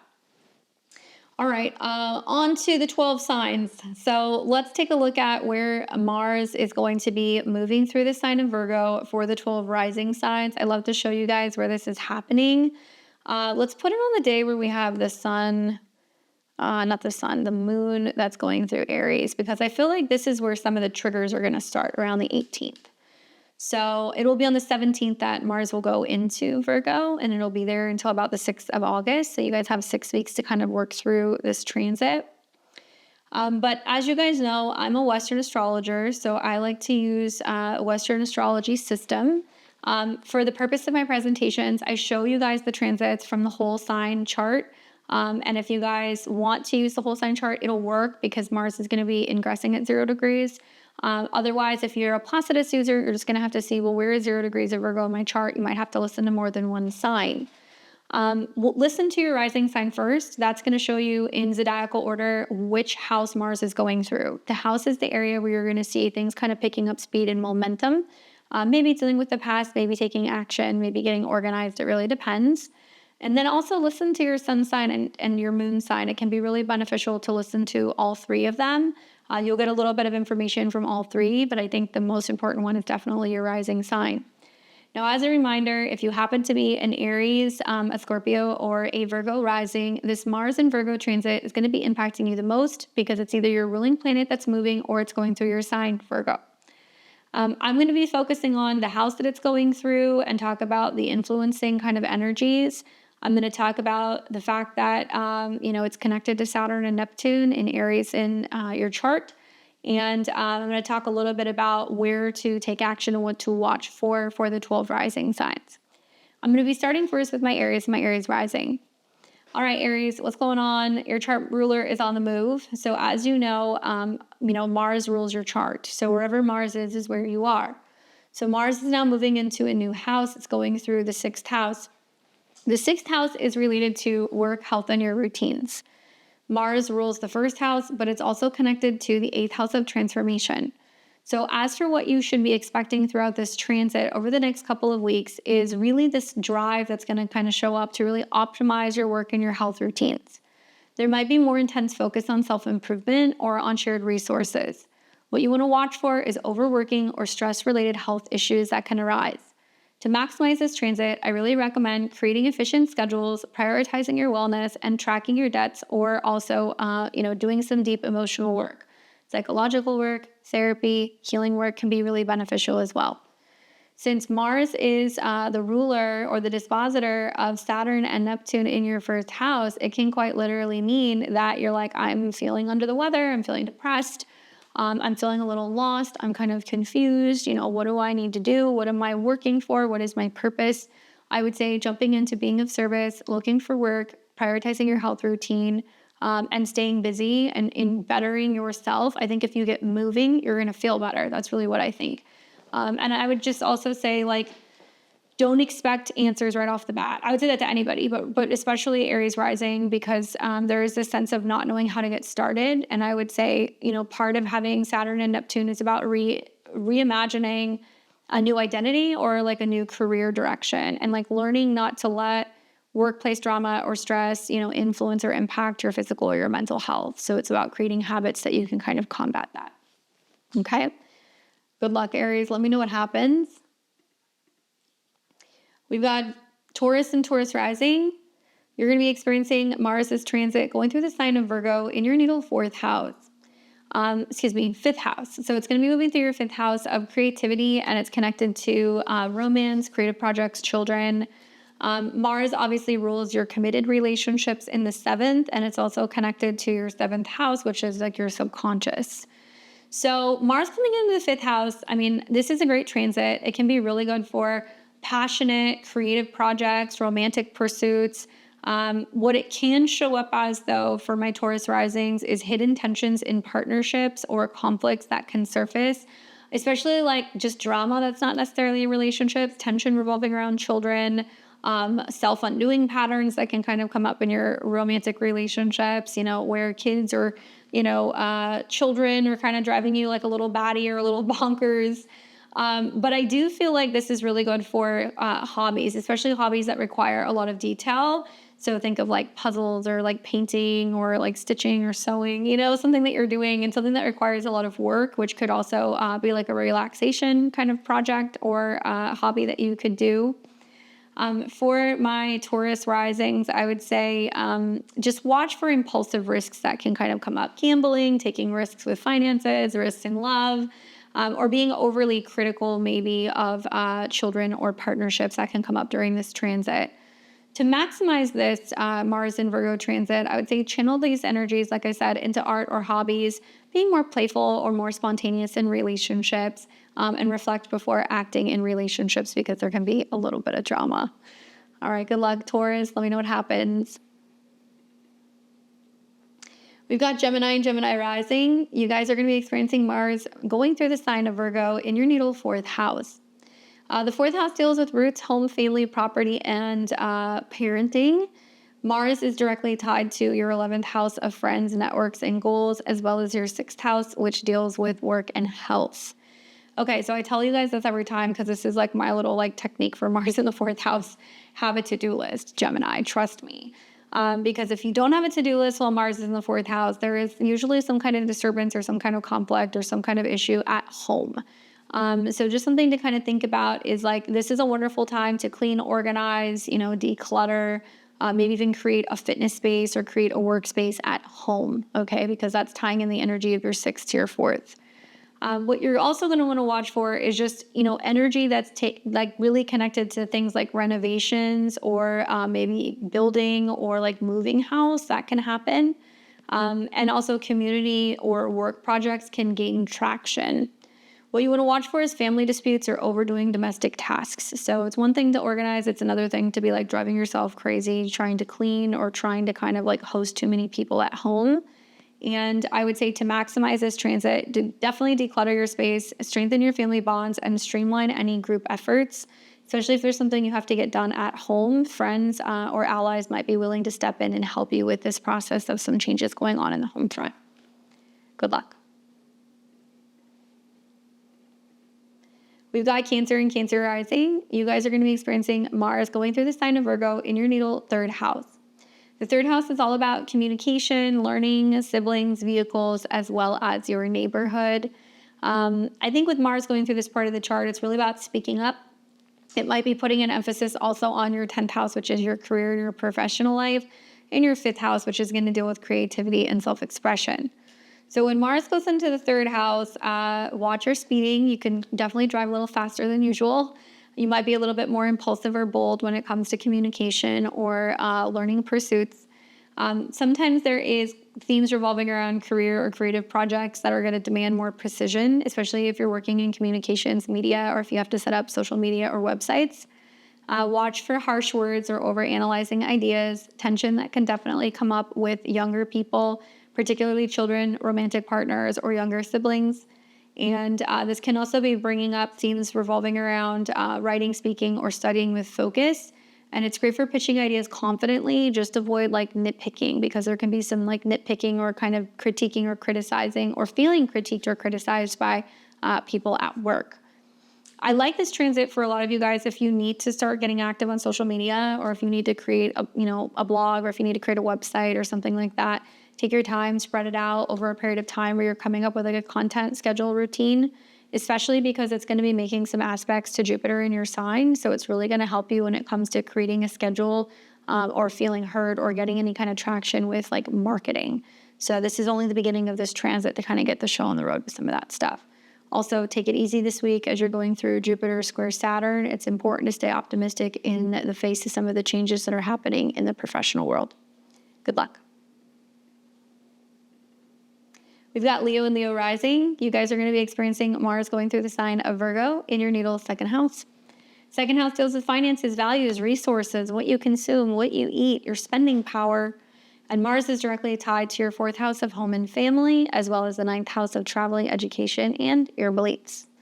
Well, truth be told, when Mars goes through the second house, it can be a powerful time revolving around money, but it can also burn a hole in your pocket.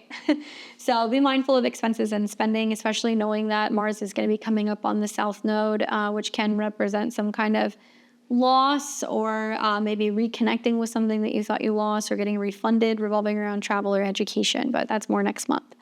The connection, I think, between Mars in the second house with your fourth and your ninth is really driving you to feel more incentivized to want to boost your income or refine your budgets.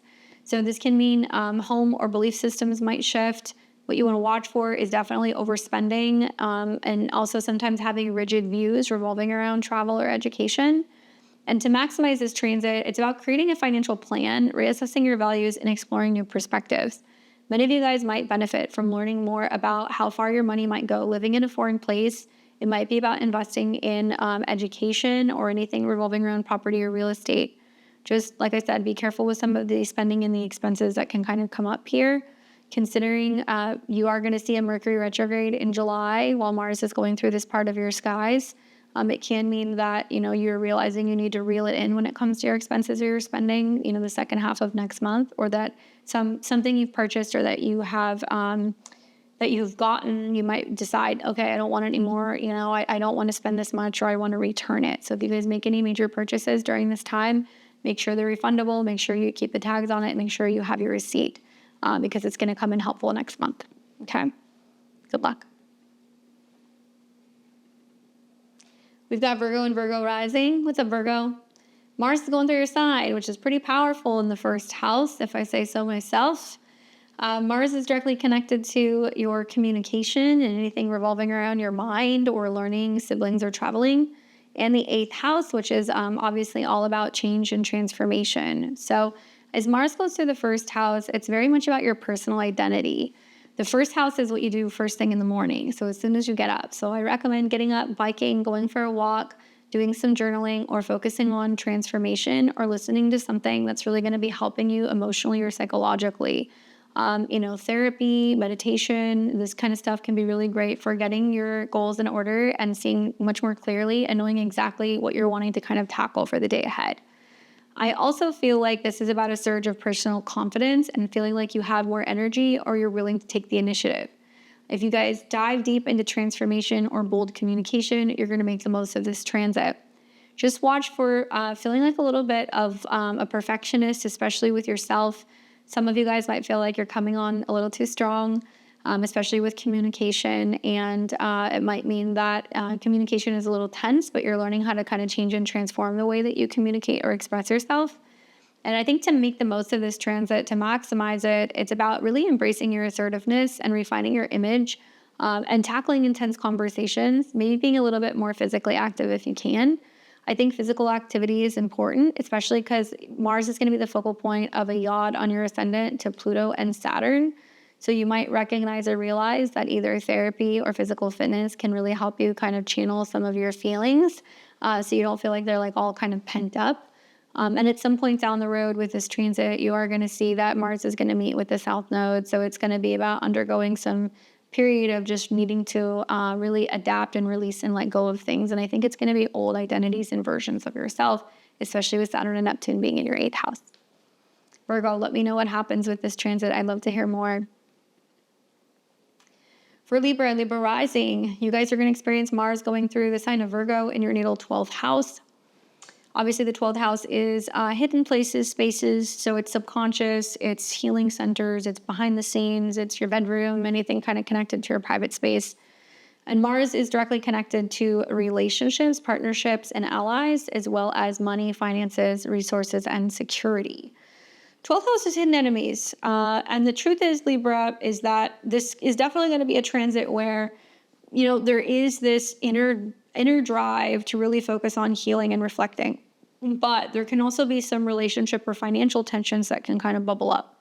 So it can mean that, you're questioning whether or not, certain people have your best interest at heart, what partners are or are not doing with money, whether or not you feel safe or secure, if you can trust somebody who's advising you with your finances, that kind of stuff. There can be some tension revolving around clients if you have client-based business. In particular, I think Mars in the 12th house is just going to have you feeling like you just need to take a step back And you will notice that, if there's any suppressed anger or frustration or feeling burnt out, it'll come up. You have to really watch out for self-sabotage, because certainly in the 12th house, you could be sabotaging certain relationships with certain people.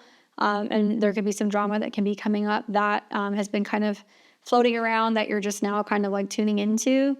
I would really recommend for my Libra and Libra risings to be meditating, journaling, or seeking therapy to process some of the emotions. Be mindful in partnerships, especially with Mars coming into an inconjunct or quincunx with Saturn. Dreams or your intuition might be kind of showing you other people's true nature or things that they're doing that they're hiding from you. And you become aware of it in a reading, in a dream. You have a gut feeling about where somebody is not being kind of direct. The other thing to think about is that simultaneously, you've got Jupiter that is squaring this in your 7th house and also sextiling. So there's a lot of you wanting to navigate making some of the changes in your professional life or your career very carefully, and picking and choosing who you do or do not want to work with. There can be some issues with relationships with people that you work with as well, because Virgo can be about coworkers. So there can be, realizing some people's like true color and true nature. Rest, Libra, get some much needed rest and recuperation, especially if you need to do some healing work. Good luck. We've got Scorpio and Scorpio rising. What's up, Scorpio? Mars, your chart ruler, is on the move, changing signs, going into Virgo, a sign that sextiles you, so it's friendly for my Scorpio sun, moon, and risings. It's going into your 11th house, which is going to be dealing with community, your goals, your wishes, as well as your friendships and your social life. So you're going to be where the people are, basically. There's more action revolving around your friends and your community. Mars is not just connected to your 1st house, it's also connected to your 6th house, which deals with health, habits, routines, and work. So this is going to be a really strong period where it's giving you energy to really focus on energy to lead groups or pursue your ambitions, to be more socially active, to get involved in physical fitness that might be with friends or with groups. Work or health routines may intensify. There might be a lot of group work that's going on, or needing to work or collaborate with a friend. What I would watch for is definitely clashes with friends or overworking. So there could be like a difficult time determining like who's a friend and who's like a work colleague. There could definitely be some intensity or some tension revolving around friends.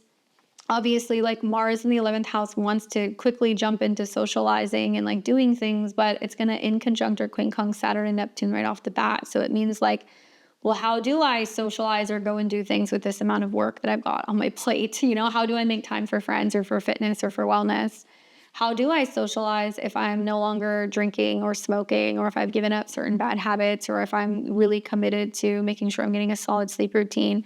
Are there certain people that I feel like are going to be supportive of these lifestyle changes, or are there going to be people who I'm not going to be able to kind of hang with? The fact that both Mars and Pluto with some of these YODS are the focal point, I find very interesting for you, Scorpio, because I feel like there is definitely a pretty dramatic change that needs to happen on the home front, while simultaneously with Saturn and Neptune sextile Pluto, making Mars the focal point. It means that there are going to be some people who are going to be like your people. There are going to be some people who are going to want to, socialize with you and be friendly with you and support some of the lifestyle or home or family changes that you're making. And like, you may feel like you're trimming some of your friendships going into next month when Mars meets with the South Node. But I think for the most part, this is just really about collaborating strategically, refining your routines and really asserting your leadership and being around people who support who you're becoming. Good luck, Scorpio. Let me know what happens. You got Sag and Sag rising. Sag, you're going to be experiencing Mars's transit through the sign of Virgo. It's going through your natal 10th house of career, reputation, and your professional life. Very busy for you when it comes to work and feeling like, you're a bit competitive, or there's like a lot of work that's presenting itself now, or that it's a challenge maybe to kind of put yourself out there. Mars is connected to your 5th house of creativity, self-expression, as well as children, and the 12th house, which represents self-undoing and things that are more subconscious or hidden. So as Mars goes through the 10th house, obviously this is a 6-week period where career really peaks. You're going to feel much more of a drive to be creative, putting yourself out there and being seen. And this could be creative or spiritual pursuits, maybe gain momentum, or if you're involved in anything connected to fantasy, audio, video, pictures, anything like that because of the connection with Mars in the 12th house. And maybe you're showing some of your hidden creative talents out in the world creatively, and people are seeing different kind of facets of your work. I do think something you're going to want to watch for, though, is definitely like being a workaholic or public criticism. Criticism is definitely a theme with Mars and Virgo, because there's a sense of like, people can be really quick to give constructive criticism. And also there is a sense of people pushing you to kind of do better. And in some cases, it might be yourself. You might be more critical of some of the things that you're creating or you're doing. But I think Mars going through the 10th house makes you competitive. You want to take calculated career risks. You want to showcase your talent. But you also kind of want to balance this with rest, because Mars can represent where there's burnout connected to your 12th house. If you're not making time for fun, creativity, self-expression, dating, hanging out with, your kids, that kind of stuff. Certainly if you're in a creative field, now is the time to get serious and show people what you've got. You may be a little confused how to do that right out the get-go with Inconjunct and Conjuncts of Saturn and Neptune. But I'm pretty optimistic with Mars sextile Jupiter, which is your chart ruler, that there's some big changes and transformations going on financially or within your home or your family, Jupiter and Cancer, that can really help you actually navigate some of these changes in your professional life with ease. Good luck. We've got Capricorn and Capricorn rising. You guys are going to experience Mars going through the sign of Virgo in your natal 10th house, 9th house, excuse me. If you think it's Mercury retrograde, your 9th house. And it's obviously by sign. If you're a Capricorn, sun, moon, or rising, it's going to be trining you. So you and Taurus actually really benefit from these transits. The 9th house is going to be more about your beliefs. It's about higher education, legal matters, travel, anything revolving around, just like the bigger meaning of life. And Mars is connected to your 11th house of friends, allies, and your goals. It's also connected to home and family and property. So what's working in your favor is throughout this transit, Mars will trine some of your placements. You're also going to see it is or has been kind of dancing with some things in your 5th house, but still you're going to have planets that are going to be in Taurus that'll be supporting you as well. So romance, travel, education, they all kind of go in the right direction. But this is tying together 9th house with home as well as community. So I'm expecting for some Capricorn and Capricorn risings to have a lot more passion for learning, feeling like they need to go on a trip, they need to travel, feeling like they need to do some training, they need to, share ideas. Maybe they need to be teaching, traveling to visit family, or vice versa can kind of come up. And this can also be great for home or group dynamics, which may shift throughout this transit. What you want to watch for is like dogmatic arguments with people, family tension, legal or estate matters can kind of come up. And obviously right off the bat, Mars is going to inconjunct or quincunx Saturn and Neptune. So Saturn being your chart ruler, there's a little bit of tension revolving around, what do I believe in? Where am I supposed to go versus where do I need to be? So you might be trying to kind of figure out how to make some travel plans, how to make some moves, or how to get back to school. Watch the first couple of days with the inconjunct or quincunx. Don't make any big decisions quite yet. You need a little bit of time for that to start to separate from Saturn. But I do think for a lot of you guys, this is going to be really wonderful for exploring new philosophies, going places, learning things, and definitely having the opportunity, I think, to visit with family or family visiting you. Good luck, Capricorn. We've got Aquarius and Aquarius rising. What's going on, Aquarius? You're going to be experiencing Mars going through the sign of Virgo, transiting your natal 8th house. Well, the 8th house is a place where Mars is comfortable. It likes kind of being there because of its traditional association with Scorpio.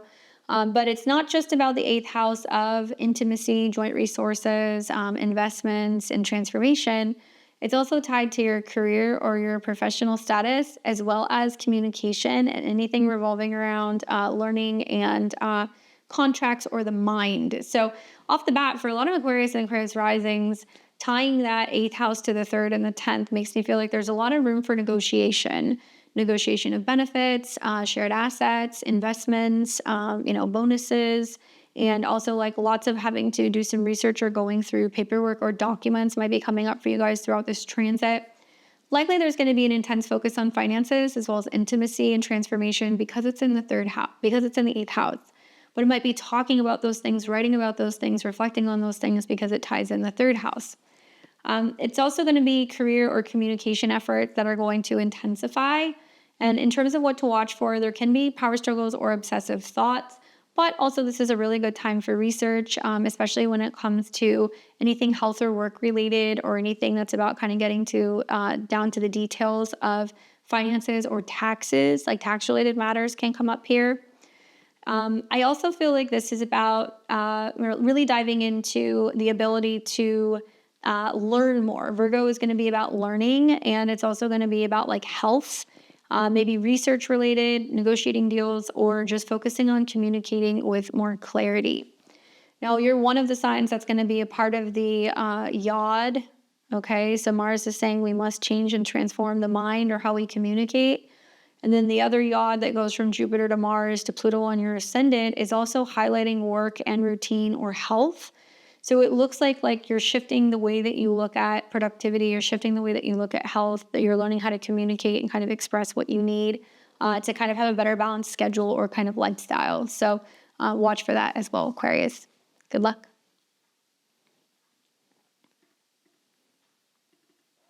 And finally, we have Pisces and Pisces rising. You guys are going to be experiencing Mars's transits through the sign of Virgo, moving through your opposite sign in your 7th house of relationships and partnerships. 7th house also deals with clients as well as your business. So your marketplace, what you sell, your therapist, your astrologer, people who you kind of work with, even Virgo. And Mars is connected to your 2nd house of personal possessions, money, and resources, as well as the 9th house, which deals with travel, philosophy, and your belief system. So tying that into your 7th house transit, first of all, relationships are going to be a little bit more action and like dynamic. You're going to see that there's more of a drive to improve partnerships or to assert your needs with other people, especially if it's financially or when it comes to legal matters or your beliefs. I also feel like there can be financial or philosophical shifts that can happen here, especially in correlation with relationships. What you want to watch for is there can be conflict in certain relationships, or there can be more rigid beliefs that can be coming up in relationships, especially over money or religious or like cultural differences. And sometimes if you're a single Pisces rising, Mars coming into the 7th house can mean that suddenly you're investing more time or energy, or there's a lot more action or things kind of going on dynamic wise in relationships. You can meet people who are wanting to work with you, wanting to make money with you, they're wanting to pay you for services, but you can also meet partners who are relationships are kind of, developing very quickly, and they can become very attached to you because Mars rules your 2nd house, or they can be kind of possessive. So you can be feeling a little bit more secure in relationships or questioning whether or not you need more freedom. I would say with Mars going through the 7th house, just watch for the action there. Other people can be a little bit more testy and a little bit more impatient, but this is a great energy for collaboration. Definitely reassessing what you want in relationships. And whether or not you're open to connecting with the past. I mean, eventually next month, Mars will hit the South Node. So this can be about getting paid back from people who owe you money. This can be about finally getting your stuff back from an ex. This can be finally letting go and detaching and letting somebody, kind of leave your life. So it really depends. But there is some kind of exchange that you have to do with other people during this time. And I would say focus more on what's, I think, important to you and what you need to hold on to. Because a lot of this is going to be about what you need and like letting go of the rest. So this could be a really therapeutic kind of healing time for letting go of karma relating to old relationships or people that you have had some conflict with. Hopefully that's helpful for you, Pisces and Pisces rising. You guys will have to let me know. All right, guys. Well, that's it for the week. Obviously, it was a long one, so thanks for staying with me for this week's astro weather. Obviously, Mars in Virgo is going to be here for some time, so we have plenty of time to kind of feel this out and unpack it, refine, and also reorganize things. I just would say embrace the energy, but don't sweat the small stuff. We have to really wait until we get to the end of the week to really start to kind of see our way through the Saturn, Neptune in conjunctions. Don't doubt yourself.